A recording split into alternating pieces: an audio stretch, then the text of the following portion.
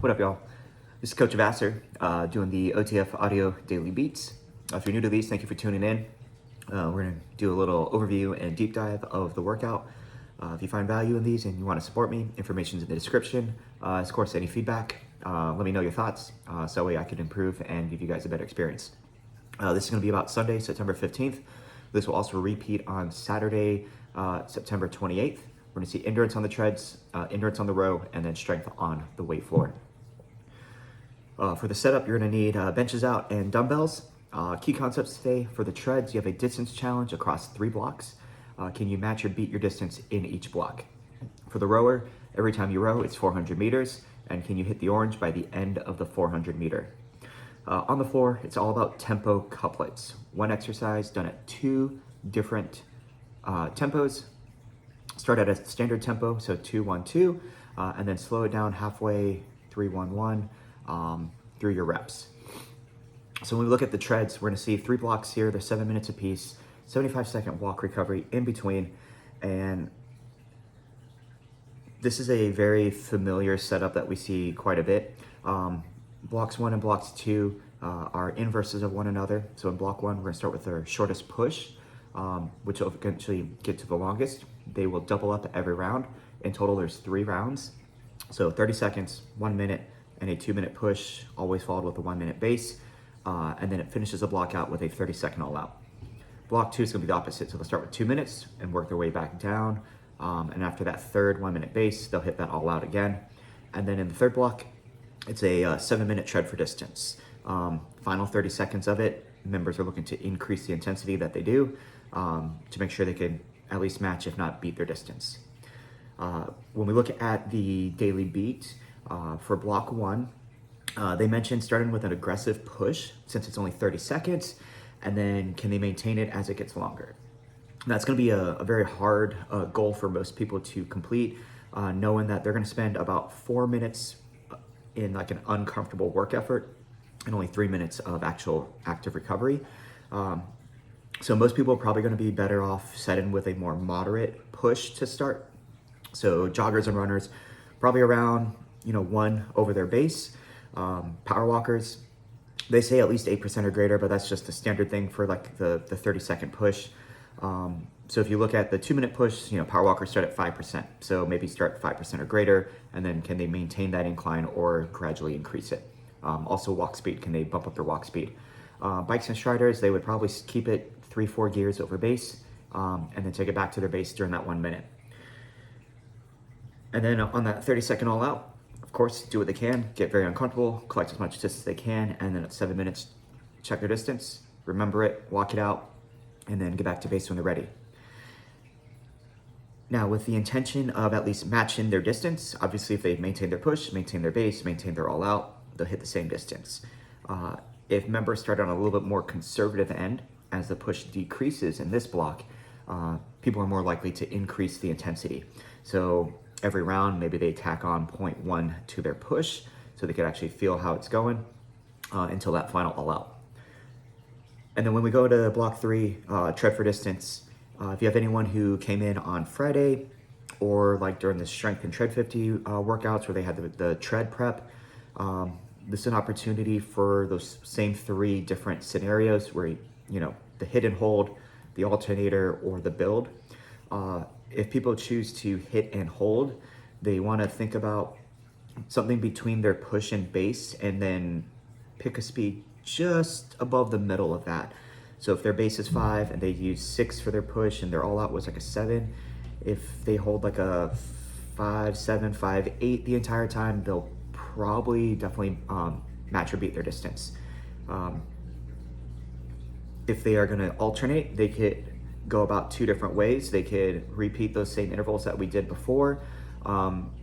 Also, they could split them up where they start with, a 1-minute push, 1-minute base, and they do that. And then bump it up for that 30 seconds at the very end.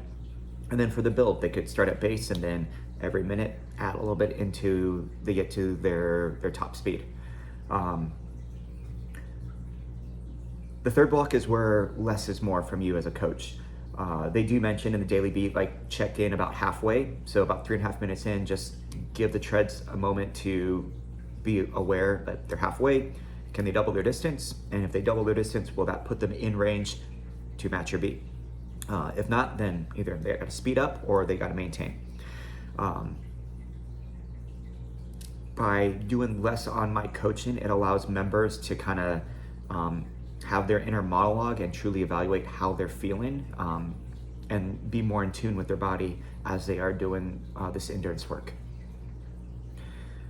That's the treads. When we look at the weight floor and rower, block 1 is going to be a little bit longer, just over 15 minutes. They'll go back and forth between the weight floor and the rower. And then in the second block, it's just 7 minutes.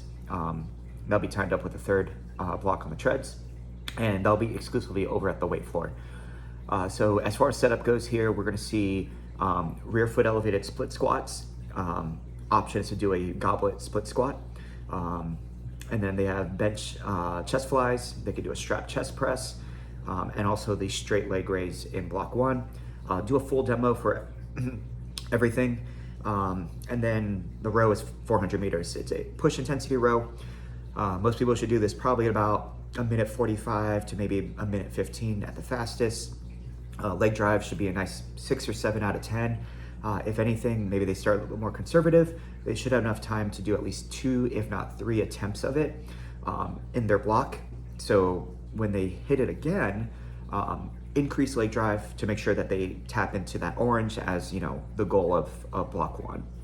When it comes to the floor stuff, as mentioned in the keynotes, the first 5 reps is standard tempo. So 2 counts down, 1 count pause at the bottom, 2 counts up.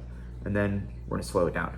3 counts down, fight gravity, build up that eccentric, take that 1 second pause at the bottom, and then just a standard, easy 1 count up. I have done situations where sometimes I make certain people do 3 counts down and 3 counts up to really elicit that point of fatigue and failure for the members who they don't truly chow themselves going heavy, but at least by going slower, they can make that weight feel heavy and help build some confidence to try to go up in weight. With the rear foot elevated split squat, of course, both feet on the floor, it's a great option for that. And you could even do it as step-ups if people are just hesitant about being in that lunge position. For chest flies, this is one where I've noticed positioning is super important to make sure that there's no issue with the shoulder.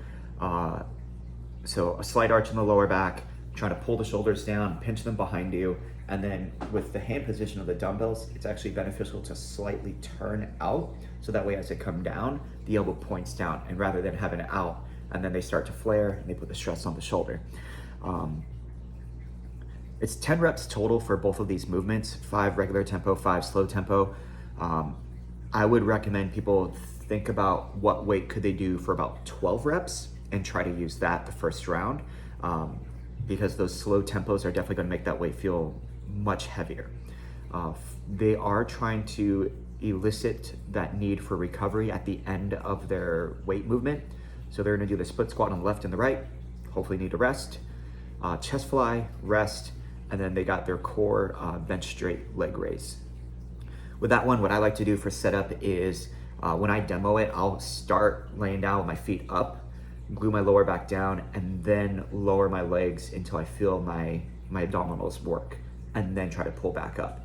That way I minimize any pelvic tilt, I can keep my back and spine neutral, and I feel it a lot more in the abs.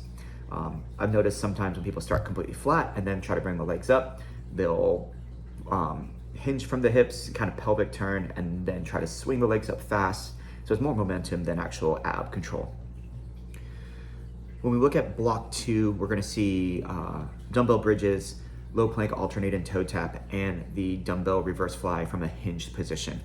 For the bridge, they could do body weight, bird dogs for the toe tap, and then they could do a strap high row instead of the reverse fly.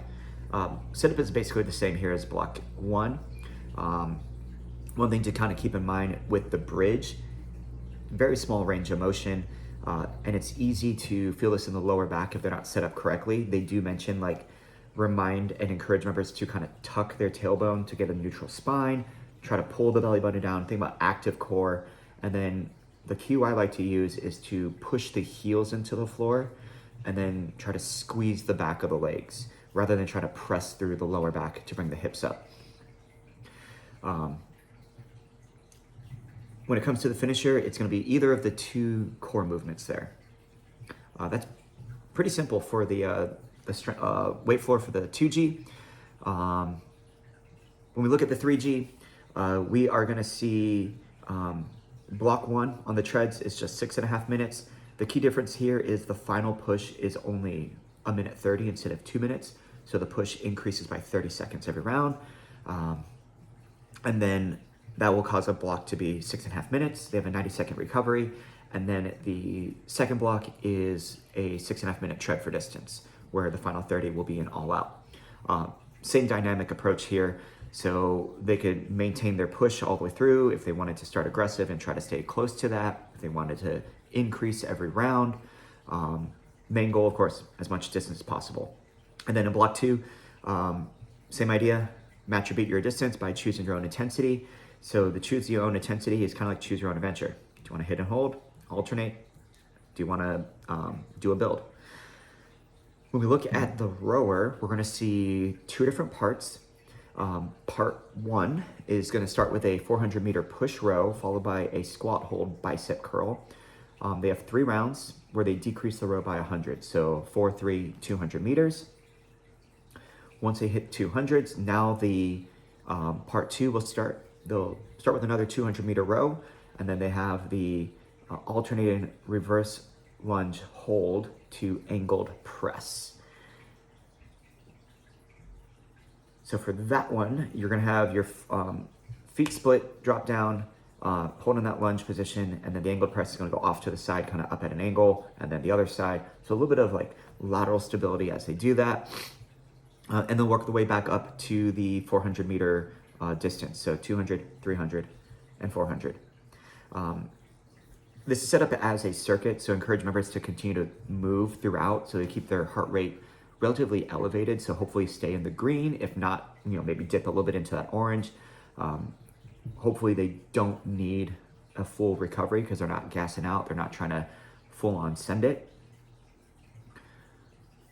So just be aware of that. If they finish 3 rounds there, so they're back to the 400 meter row, and then the movement, they'll just row until the finisher, which of course timed with the treads, 30-second all out. Weight floor, this is gonna be all the movements from the 2G. So split squats, do the left to right, rest, chest fly, rest, bridge, rest, reverse fly, rest. And then they'll tackle the low plank, alternate, and toe tap. So they're actually gonna drop the leg raise from this for the 3G, so just be aware of that. Finisher is gonna be a low plank, alternate, and tap. With people being on the floor, on the bench, make sure you guide members to be in a good position on the floor so that way you avoid any crowding, you avoid people getting stepped on, dropping weights on someone. Set them up for success on that. That's a 3G. Treads are gonna be brutal if people are aggressive. Lots of orange over there, rowing. Hopefully they could be sustainable with that leg drive and be consistent. And then on the weight floor, moderate weight's gonna feel heavy. Heavy weight's gonna get really heavy with that tempo. That's all I got. As always, any feedback, thank you so much. Appreciate y'all, and coach it down.